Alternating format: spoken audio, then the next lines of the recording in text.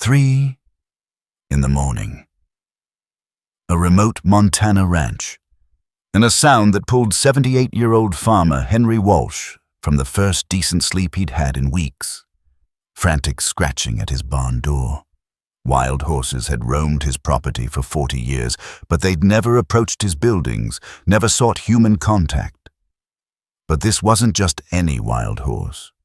This was a foal, alone, desperate, and trying to tell him something.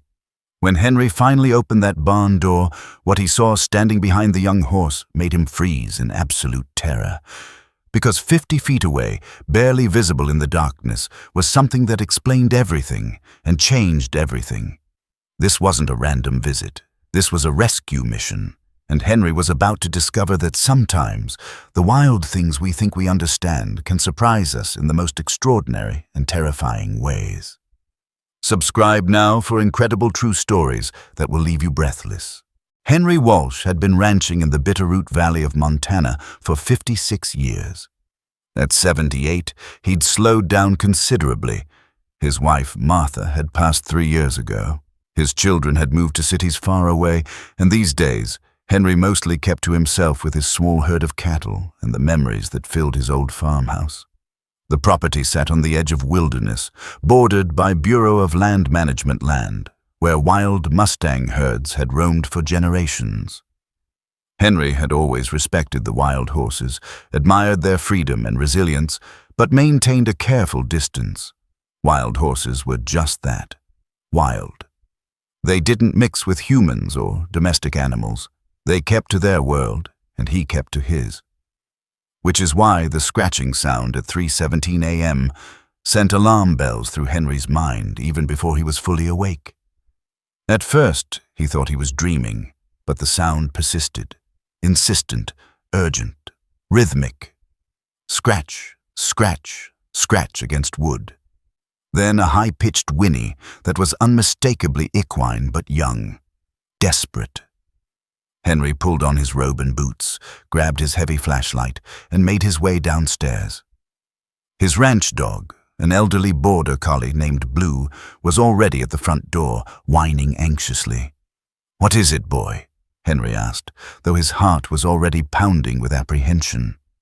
He grabbed his rifle from the cabinet, not to shoot, but Montana wilderness at night could be dangerous, and whatever was out there making that noise might have attracted predators. The scratching was coming from the barn, about 50 yards from the house.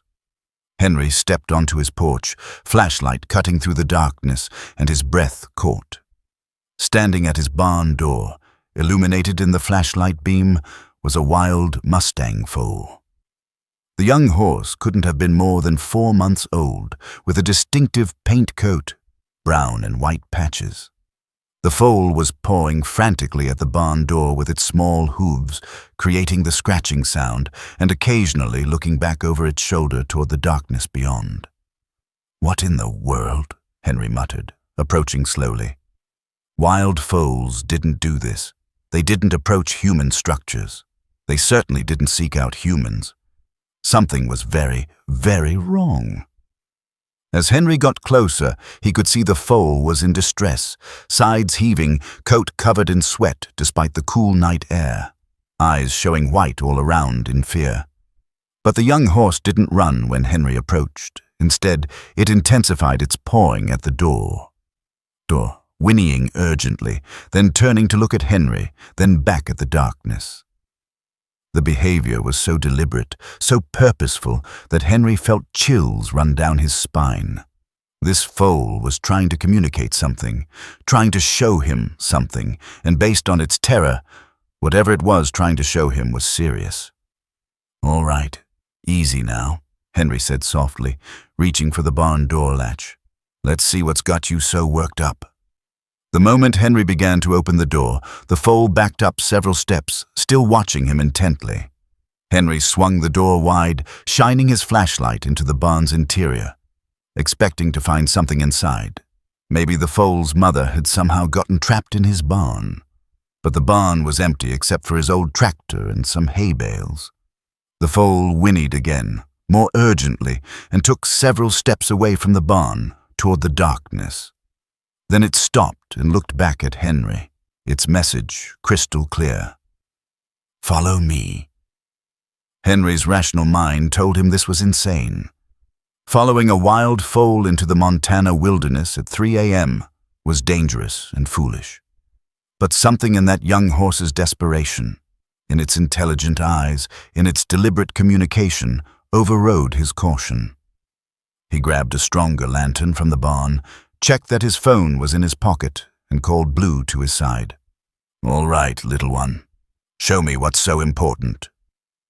The foal immediately began moving, not at a run, but at a purposeful walk, constantly looking back to ensure Henry was following. They headed away from the barn toward the tree line that marked the boundary between Henry's property and the wild land beyond. The foal led Henry across his back pasture and into the forest, following what appeared to be a game trail Henry had never noticed before. The terrain was rough, roots, rocks, and undergrowth that made walking treacherous in the dark. Henry's 78-year-old body protested every step, his knees aching, but he pressed on, driven by the foal's obvious desperation. Blue stayed close to Henry's side, occasionally whining anxiously. The old border collie's unease only heightened Henry's own sense that something serious lay ahead. They'd been walking for maybe 20 minutes. Henry had lost track of exact time and distance in the darkness when the foal suddenly stopped. The young horse was trembling, making soft, distressed sounds, but refusing to go further. It looked at Henry, then toward something ahead that Henry couldn't yet see, then back at Henry. "What is it?" Henry asked, though he dreaded the answer. He raised his lantern higher, sweeping the light ahead. And then he saw it, and every muscle in his body locked in terror. 30 feet ahead, partially hidden by trees and undergrowth, was a massive grizzly bear. Even in the darkness, even at this distance, Henry could tell it was huge, probably 800 pounds. The bear was facing away from Henry, focused intently on something on the ground in front of it. Henry's first instinct was to run, to grab the foal and get out of there immediately. Grizzlies were apex predators, and encountering one at night in close quarters was a death sentence. His hand went to the rifle slung over his shoulder, but he knew the gun, a .30-30 lever action meant for coyotes and small predators, would barely slow down a grizzly this size. But then Henry heard another sound that made his blood run cold, a weak whinny. Adult, distressed, coming from whatever the bear was focused on. The foal beside him whinnied in response, a desperate, pleading sound. And suddenly everything clicked into place in Henry's mind. The mare, the foal's mother, was down there. The bear had found her, and this young foal had traveled to the only human structure it knew, desperately trying to get help for its mother. Henry stood frozen, his mind racing through impossible options. He couldn't fight a grizzly. He couldn't save the mare. He should leave immediately, call wildlife authorities, and let nature take its course. But the foal's desperate eyes on him, the mare's weak cries, the sheer courage it had taken for this young wild horse to seek human help, all of it anchored him in place. The bear shifted position, and in the lantern light, Henry got a clearer view of the scene. The mare was down in a depression, possibly a natural hole or collapsed ground. She was a beautiful buckskin color, and she appeared to be stuck, unable to stand. The bear was circling, testing for weakness, looking for an opportunity. Henry's hand tightened on his rifle. He couldn't kill the bear with this gun. But maybe, just maybe, he could scare it off. Grizzlies weren't typically aggressive unless threatened or protecting food. If he could convince it that this prey wasn't worth the trouble, that something bigger and more dangerous was nearby. His hands were shaking as he raised the rifle and fired a shot into the air. The crack of gunfire echoed through the forest, impossibly loud in the pre-dawn darkness. The grizzly's reaction was immediate and terrifying. The massive bear wheeled toward Henry, rising up on its hind legs to its full height, which appeared to be nearly 8 feet tall. It released a roar that Henry felt in his chest, a sound of pure, predatory rage and warning. Blue barked frantically, placing himself between Henry and the bear. The foal, terrified but not fleeing, pressed against Henry's leg, trembling violently. Henry stood his ground, though every instinct screamed at him to run. He knew that running would trigger the bear's chase instinct, would turn him into prey. His only chance was to appear threatening enough that the bear decided this meal wasn't worth the confrontation. He fired another shot into the air, chambering another round quickly. "Get out of here!" he shouted at the top of his lungs, waving the lantern. "Go on! Get!" The bear dropped back to all fours but didn't retreat. Instead, it took 2 steps toward Henry, another warning. Henry could see its small eyes reflecting the lantern light, could see the massive claws, could smell the wild musk of the predator. This bear was not intimidated. If anything, Henry's presence had now marked him as competition for the meal. From the depression, the mare released another weak whinny. The sound seemed to infuriate the bear, which turned back toward her as if to say, "This is mine." Henry made a split-second decision born of desperation, foolishness, or perhaps the same courage the foal had shown in seeking help. He began walking toward the bear, continuing to shout, firing another shot into the air. Blue advanced with him, barking furiously despite being utterly outmatched. "I said get out of here!" Henry roared, and for a moment, just a brief, precious moment, the bear hesitated. Henry was violating every rule of predator behavior. He wasn't fleeing, wasn't submitting. He was advancing, making noise, showing no fear even though he was terrified down to his bones. The bear took 1 step back, then another. Its head swung back and forth between Henry and the trapped mare, calculating, deciding. Henry kept advancing, kept shouting, kept firing shots into the air until his rifle was empty. He had no more ammunition, but he couldn't show weakness now. And then with one final huffing roar that might have been frustration or warning, the bear turned and lumbered away into the darkness. Henry listened to it crashing through the underbrush, moving away, and only then did his legs nearly give out beneath him.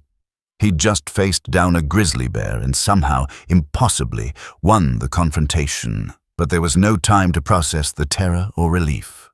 The mare was still trapped, still in danger, and Henry had no idea how badly she was injured. He approached the depression carefully, holding the lantern high. The mare was indeed stuck in what appeared to be an old, collapsed mine shaft or natural hole. Montana's mountains were riddled with such hazards. She had fallen in at an angle, and her position made it impossible for her to get leverage to climb out. One of her legs appeared injured, though in the darkness, Henry couldn't assess how severely. The foal immediately scrambled down into the hole, pressing against its mother, making soft, comforting sounds. The mare responded, turning her head to nuzzle her baby, and the reunion in this dangerous, impossible situation brought tears to Henry's eyes. Henry pulled out his phone, hoping for a signal. Miraculously, he had 2 bars, barely enough to make a call. He dialed 911. "This is Henry Walsh. I'm on my property bordering BLM land, about a mile northeast of my ranch house. I've got a wild horse trapped in a collapsed hole and I need help immediately. Wildlife rescue, probably need some kind of extraction equipment." The dispatcher's response was professional but concerned. "Sir, did you say a wild horse?" "Yes, a mare. She's been stuck for hours, possibly since yesterday. Her foal led me to her." He paused. "Also, there was a grizzly here. I scared it off, but it might come back." "A grizzly?" The dispatcher's voice rose. "Sir, you need to get out of there immediately." "I can't leave her. Just send help and tell them to hurry."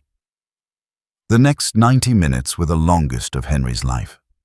He positioned himself at the edge of the hole, keeping watch for the bear's return while the foal and mare huddled together below. Henry had Blue on alert, trusting the dog to sense if the bear approached before Henry could see or hear it. As the first hints of dawn began lightening the sky, Henry could finally see the mare's condition more clearly. She was a beautiful buckskin, probably 7 or 8 years old, with a black mane and tail. Her left hind leg was definitely injured, not broken, but badly sprained or possibly dislocated. She'd been trying to escape the hole for hours. Her hooves had scraped the sides raw, and exhaustion had finally overcome her. "You've got a brave baby," Henry said to the mare softly. "That little one of yours didn't give up on you, came right to my barn, insisted I follow. Smartest thing I've ever seen a wild horse do." The mare's ear flicked toward his voice, and her eyes, tired but still aware, met his. There was intelligence there, and something that looked almost like gratitude. The rescue team arrived as full daylight broke. 2 rangers from Fish and Wildlife, a large animal veterinarian named Dr. Sarah Mackenzie, and 2 volunteers from a local wild horse advocacy group. They brought ropes, a portable winch, and, most importantly, expertise. Dr. Mackenzie examined the mare from above first. "She's been down there at least 12 hours, probably longer. Severe dehydration, that leg injury, probably hypothermic from the night. We need to move fast, but we also need to be careful. If we panic her during extraction, she could injure herself worse." The biggest challenge was the foal. The young horse refused to leave its mother, and having a foal in the hole complicated the rescue. Finally, Henry had an idea. "Let me try something," he said. He carefully climbed down into the depression, not easy for a 78-year-old man. But he managed it. He approached the foal slowly, speaking in soothing tones. The foal recognized him, pressed against him. Henry carefully picked up the small horse. It couldn't have weighed more than 150 pounds, and handed it up to the rangers, who lifted it to safety. The foal immediately began calling for its mother, but from above rather than in the hole, which gave the team room to work. The extraction took 2 hours of careful work. They had to secure straps around the mare's body without causing more injury, use the winch to slowly lift her while someone guided her injured leg, and carefully maneuver her up and out of the hole. Dr. Mackenzie monitored vital signs throughout, administering fluids and pain medication. When the mare finally stood on solid ground, trembling with exhaustion but free, the foal rushed to her side. The reunion between mother and baby, both safe after a night of terror, left the entire rescue team in tears. Dr. Mackenzie examined the mare thoroughly in the daylight. "The leg isn't broken, but it's badly damaged. She'll need weeks of recovery, probably won't be able to keep up with the wild herd for a while. And she can't survive in the wild during that recovery time. Predators would get her within days." Henry found himself speaking before his brain caught up. "She can stay on my property. I've got pasture, shelter if she needs it, and I can keep an eye on her. When she's healed, she can go back to the wild." One of the rangers looked skeptical. "Mr. Walsh, she's a wild horse. She won't trust confinement, won't trust humans. The stress alone could—" "That foal trusted me enough to lead me through the woods to find her mother," Henry interrupted. "That mama horse has been watching me try to save her for hours. Maybe they're wild, but they're also smart. I think they'll understand that this is help, not captivity." Dr. Mackenzie considered this. "I'd recommend the Wild Horse Sanctuary, but they're at capacity. If you're willing to provide temporary recovery care with oversight from Wildlife Services, I think we can make this work." And so began an extraordinary 3 months on Henry Walsh's ranch. The mare, whom Henry quietly named Hope, though he never called her that out loud, and her foal stayed in his back pasture. Henry provided hay, fresh water, and monitoring, but kept his distance, respecting their wild nature. Dr. Mackenzie visited twice a week to check on Hope's recovery. The leg healed slowly but steadily. Throughout it all, the foal never forgot who had helped. Whenever Henry came near the pasture fence, the young horse would approach, would stand close, would occasionally touch its nose to Henry's outstretched hand. Hope watched these interactions with what Henry could only describe as approval. She never approached Henry herself, maintained her wild wariness, but she allowed her baby to form this unusual bond with the human who had saved them both. Word of the rescue spread through the small Montana community. Local news covered the story. Wild Foal seeks human help to save mother from grizzly. The tale captured imaginations, sparked discussions about animal intelligence and the complex relationships between wild and domestic worlds. But for Henry, it was simpler and more profound than news stories could capture. That night in the woods had woken something in him, a sense of purpose he'd lost after Martha died. Taking care of Hope and her foal gave his days meaning again. 3 months after the rescue, Dr. Mackenzie declared Hope ready to return to the wild. The plan was to release both horses at the edge of BLM land, where the Pryor mountain herd ranged. On the day of release, Henry stood at his fence one last time. The foal approached, as it always did, and for a long moment the young horse and the old man regarded each other. Henry reached out and gently touched the foal's face. "You saved your mama," Henry said quietly.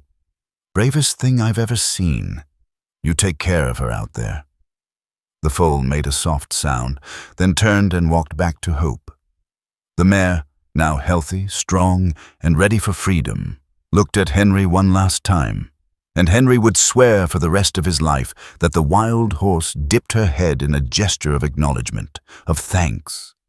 Then both horses trotted toward the open range, toward the wild herd waiting in the distance, toward the freedom they'd both fought so hard to return to. Henry watched until they disappeared over the ridge, his heart full of something he hadn't felt in years, joy, purpose, and the knowledge that he'd been part of something extraordinary. He was 78 years old, and he'd just learned that it's never too late to answer when someone asks for help, even if that someone has 4 hooves and speaks a language without words. Hope and her foal successfully rejoined the Pryor Mountain wild herd and continue to thrive in the Montana wilderness today. Henry Walsh, now 81, still lives on his ranch and has become an advocate for wild horse protection. Dr. Sarah Mackenzie used Hope's case to publish research on wild horse intelligence and problem-solving abilities. The foal, now a healthy 3-year-old, has been spotted by researchers and still shows unusual comfort around humans compared to other wild horses, a trait believed to stem from that night of desperate cooperation. Henry's story has inspired new protocols for wild horse rescues and has strengthened relationships between ranchers and wildlife services in Montana. If this incredible true story of animal intelligence, impossible courage, and a midnight rescue mission moved you, subscribe for more extraordinary animal stories.